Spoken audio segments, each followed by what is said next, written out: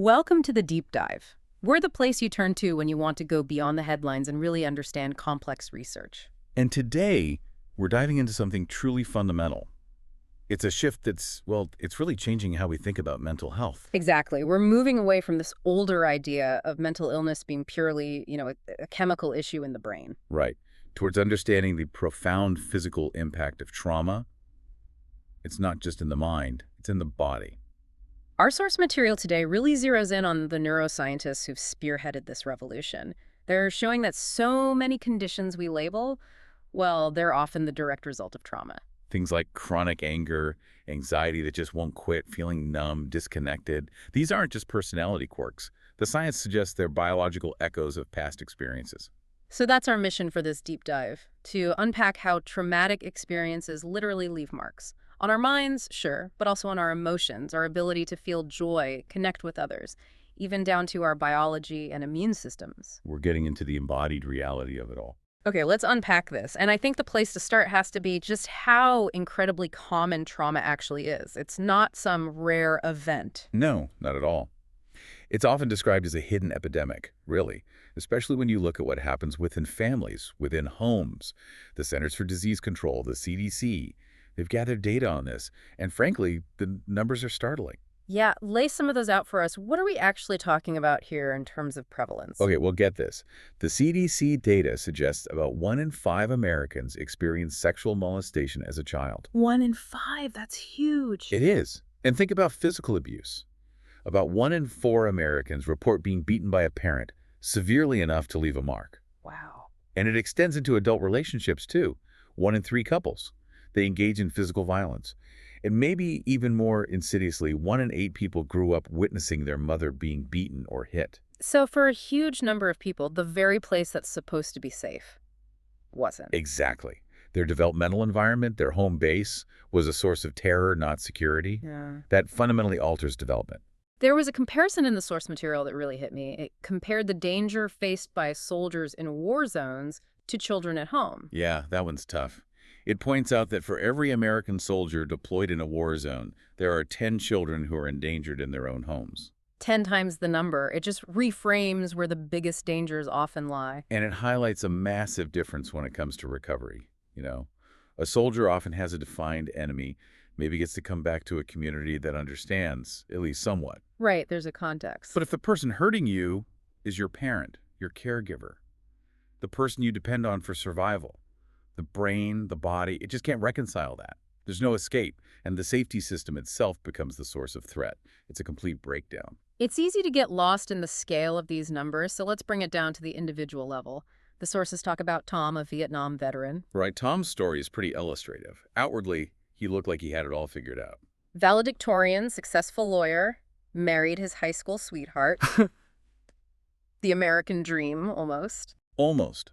But inside, he described himself as feeling dead inside, completely hollow. And his symptoms really show how trauma lives in the body, don't they? Absolutely.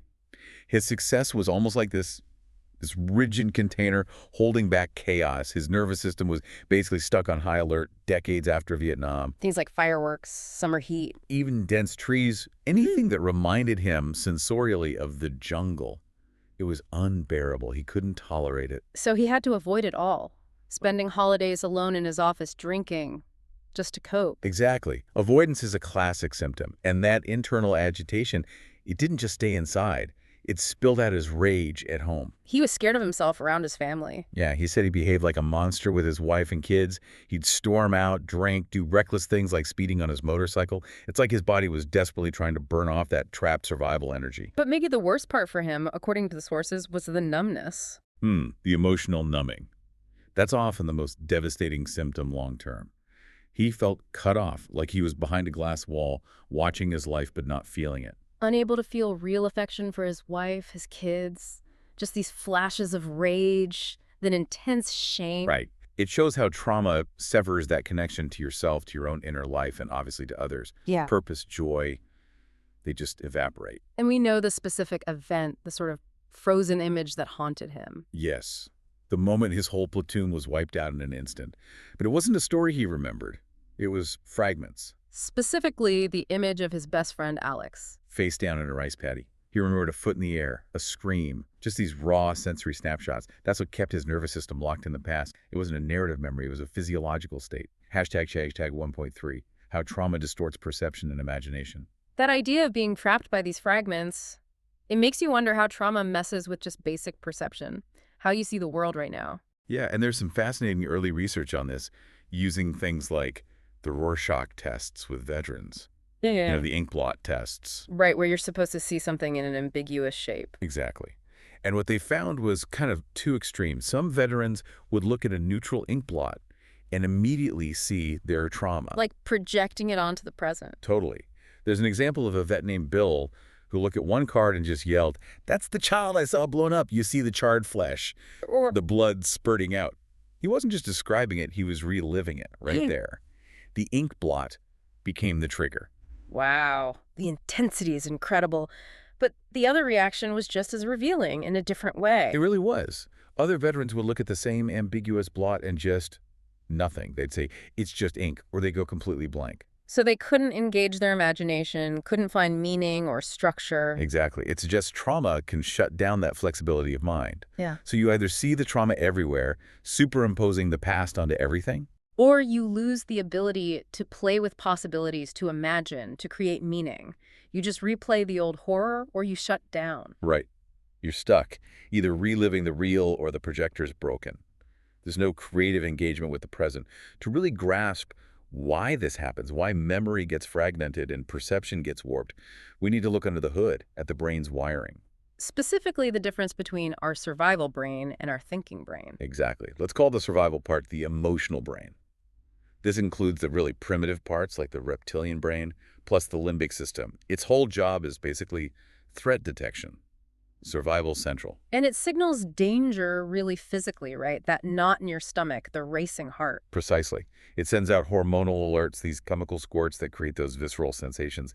Panic, dread, that feeling of needing to run. It's designed to be fast and automatic. But normally, our brain takes all the incoming information, sights, sounds, feelings, and weaves it together. Right, that integration usually happens in the thalamus. You can think of the thalamus as like the brain's central chef, or maybe air traffic control. It takes all the sensory ingredients coming in. Sight, sound, smell, touch. Yeah, all of it. And it normally blends them into a coherent story, an autobiographical soup. It tells you, okay, this is what's happening to me right now. It gives context. And the neuroscientist Joseph Ledoux mapped out two main routes for this information. Yes, the famous high road and low road.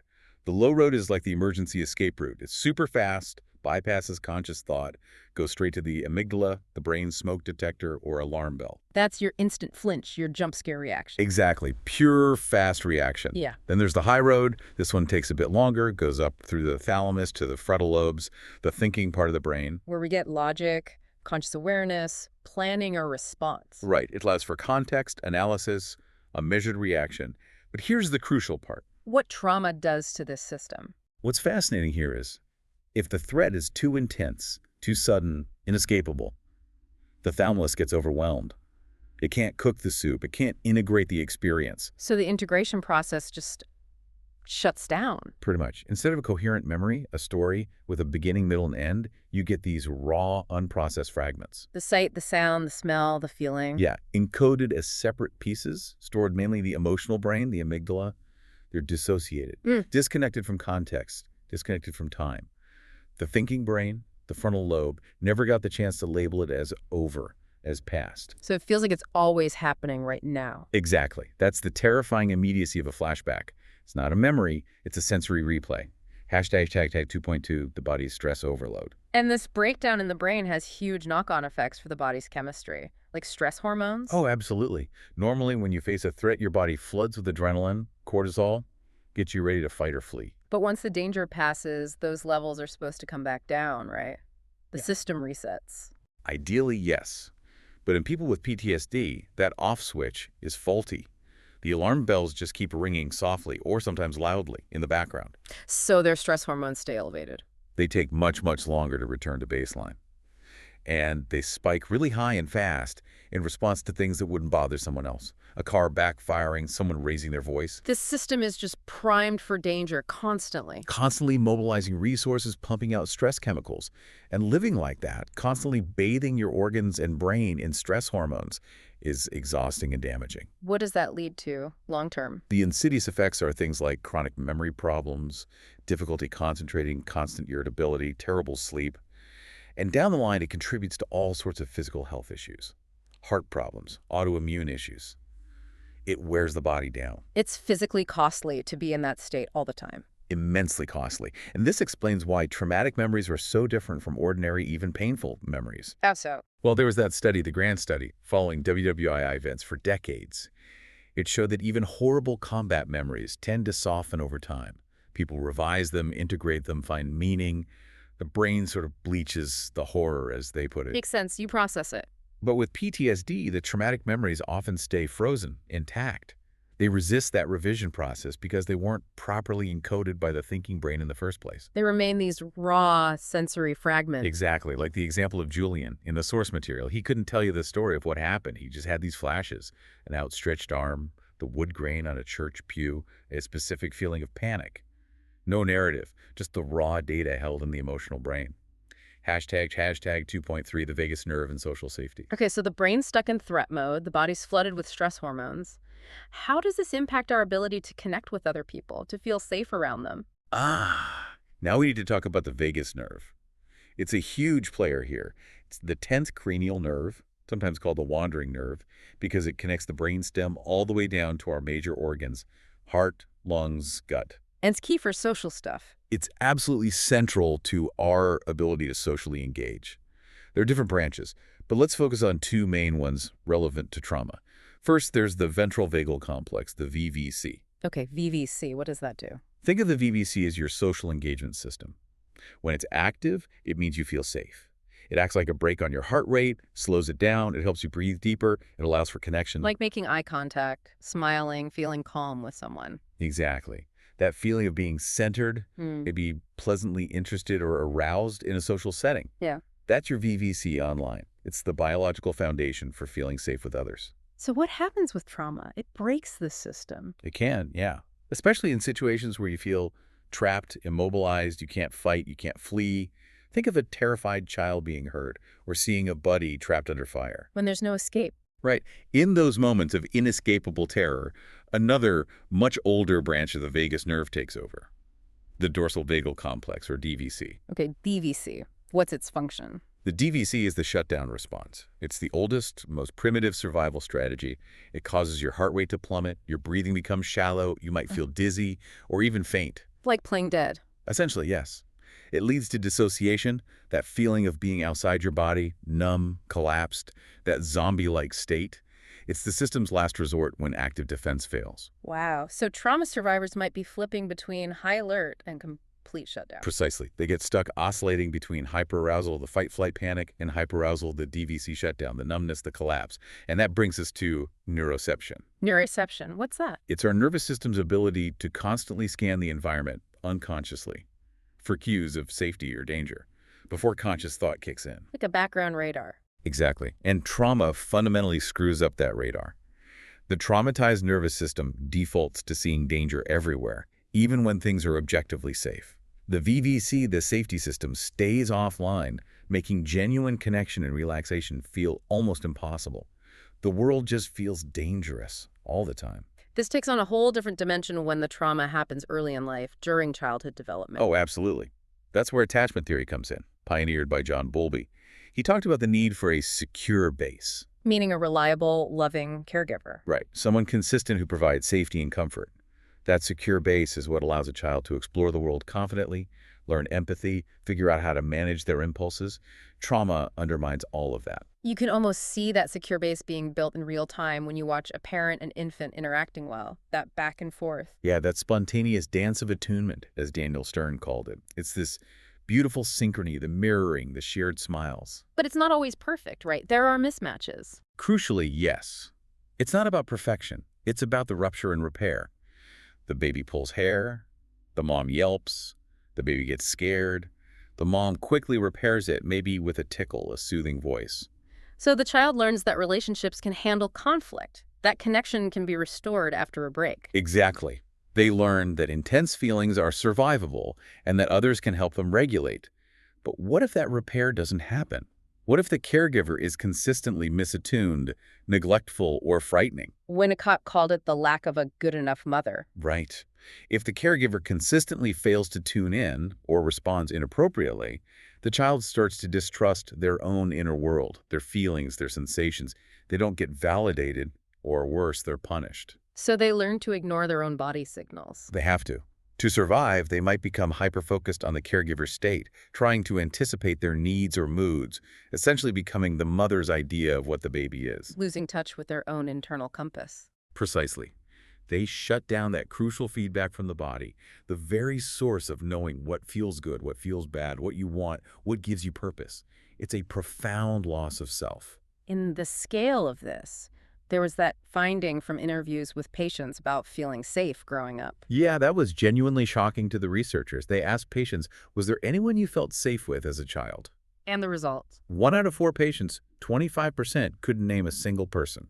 They just checked nobody on the forms. Nobody. Imagine going through childhood without that fundamental feeling of safety with another human being. The implications for brain development, for the nervous system, for the ability to trust, they're just staggering. You're basically navigating the world without the biological foundation for a connection. Hashtag 3.2, the self goes offline. And the neuroscience backs this up in a really dramatic way, showing how the sense of self can literally go offline in people with chronic early trauma. It does. The source material talks about brain imaging studies looking at what they call the mohawk of self-awareness. Okay, the mohawk.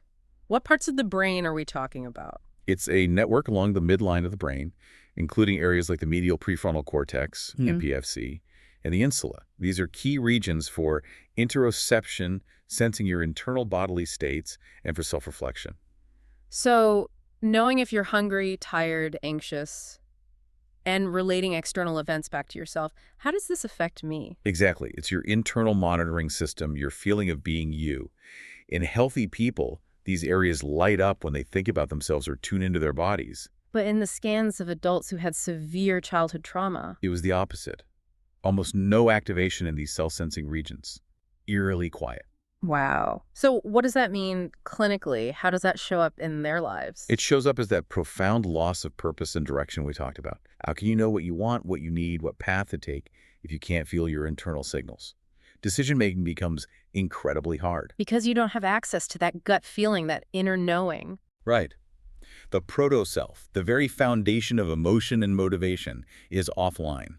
You can't register what your body is telling you, so you feel lost, adrift. And this internal shutdown affects how they interact with the outside world too, right? There was that experiment with the video. Oh yeah, the Richard Gere lookalike experiment. They showed participants a video of a friendly-looking face making direct eye contact. What happened in the brains of typical participants? Their prefrontal cortex lit up the thinking brain, assessing the social cue, maybe feeling curious or cautious engagement. But the trauma survivors. Their prefrontal cortex stayed quiet. Instead, they got intense activation deep in the primitive brainstem, specifically an area called the periaqueductal gray, or PEG. And the PEG is involved in? Basic, raw survival responses. Startle, freezing, cowering, defensive aggression. So a simple friendly face making eye contact triggered a primal threat response. Exactly. Their system bypassed social assessment entirely and went straight into survival mode. No curiosity, no engagement, just danger. It shows how deeply trauma rewires even basic social perception. Hashtag 3.3, the struggle for diagnosis. Given all this, the fragmentation, the dysregulation, the loss of self, it makes sense that clinicians started feeling like the existing diagnostic labels weren't cutting it for these kids. Absolutely. This led to the push for a new diagnosis, developmental trauma disorder, or DTD. Why was that needed? What were the existing labels missing? The problem was, and still is, that kids with complex trauma histories often end up collecting a whole bunch of different diagnoses: ADHD, oppositional defiant disorder, bipolar, anxiety, depression. Like treating symptoms in isolation. Exactly. It obscures the common root, the pervasive impact of chronic interpersonal trauma and neglect on their development.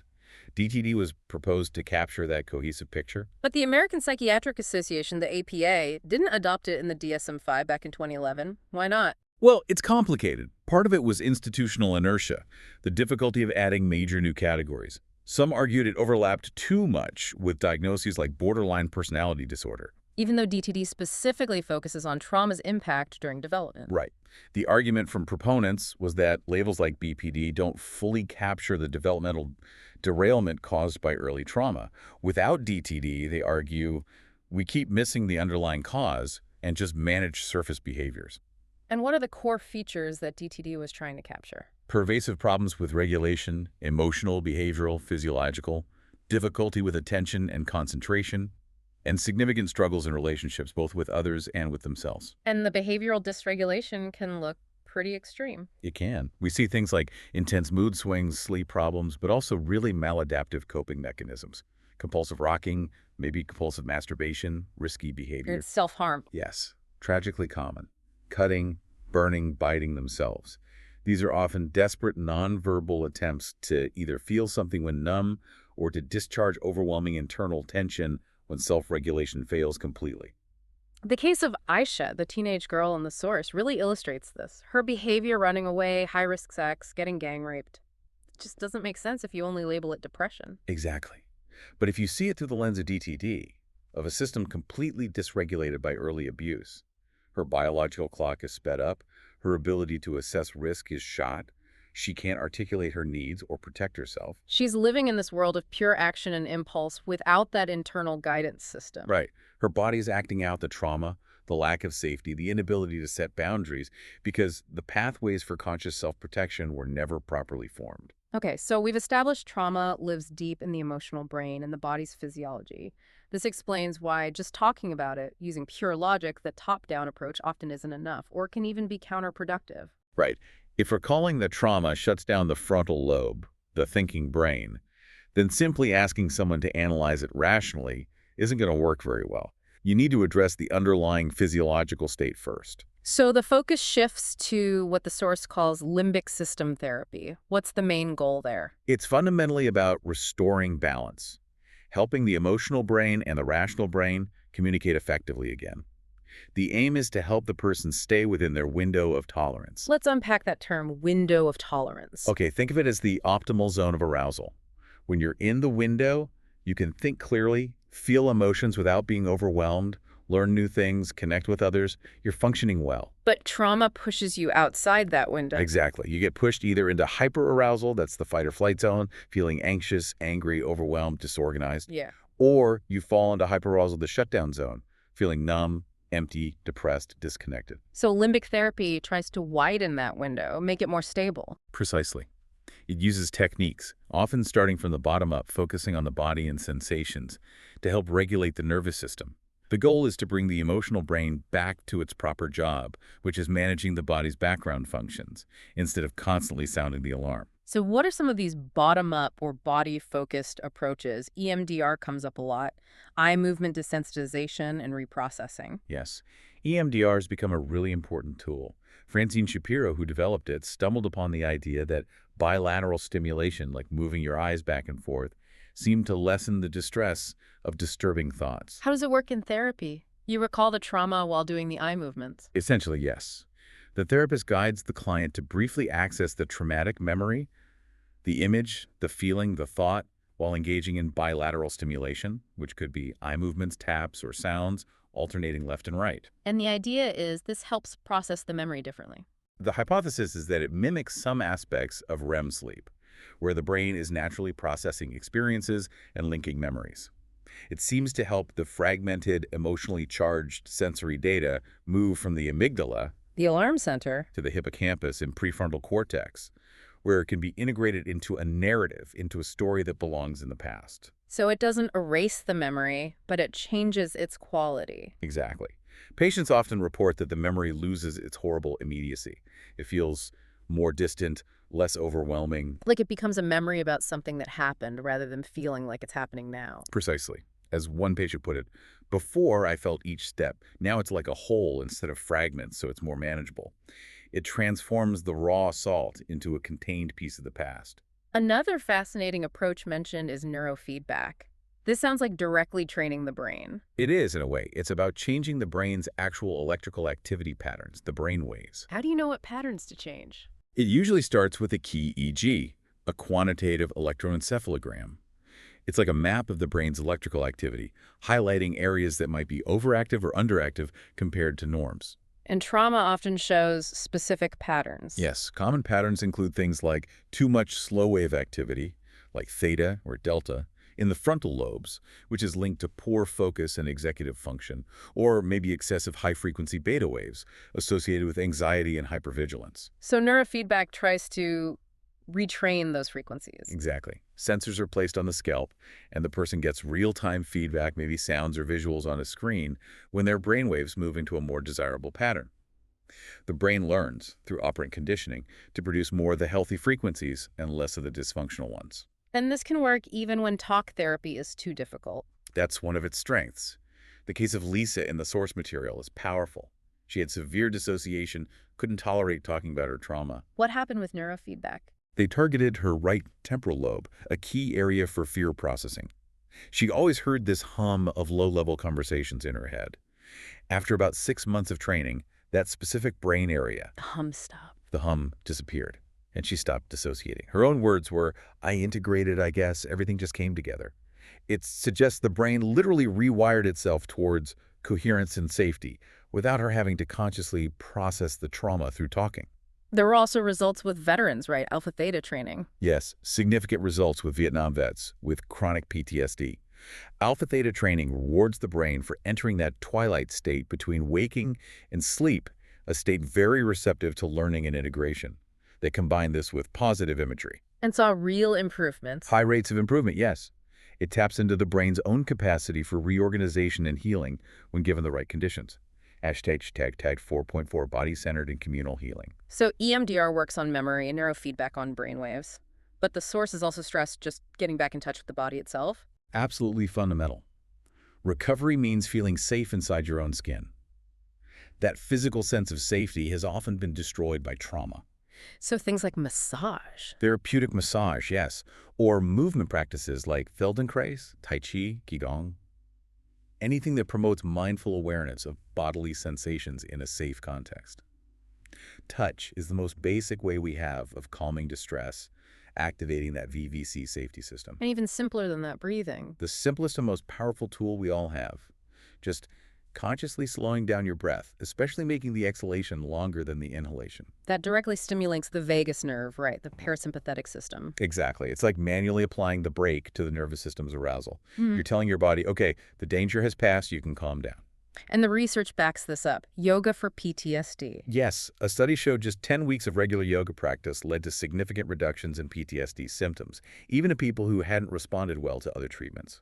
It combines breath work, mindful movement, and body awareness. Then there's the communal aspect. Healing not just individually, but together. So important. Humans are social creatures. We regulate each other's nervous systems. Synchronized activity is powerful. Think military drills, choirs, dancing. That idea of muscular bonding. Exactly. Moving together creates a visceral sense of connection and belonging. This is used in therapeutic settings too, like theater programs. Like urban improv, using mirroring exercises. Right. Having traumatized adolescents who often feel totally out of sync mirror each other's movements. It forces them to attune physically, non-verbally. And the source mentions laughter during these. Yes, the giggles aren't trivial. They're a physiological sign that the VVC, the social safety system, is coming back online. It signals relaxation and connection. And theater also gives a sense of agency. Crucially, yes. For kids from chaotic, unpredictable homes, participating in a play provides structure, cause, and effect. They get to embody different roles, experience emotions safely, and feel a sense of control over an outcome. Like Larry, the veteran playing Brutus.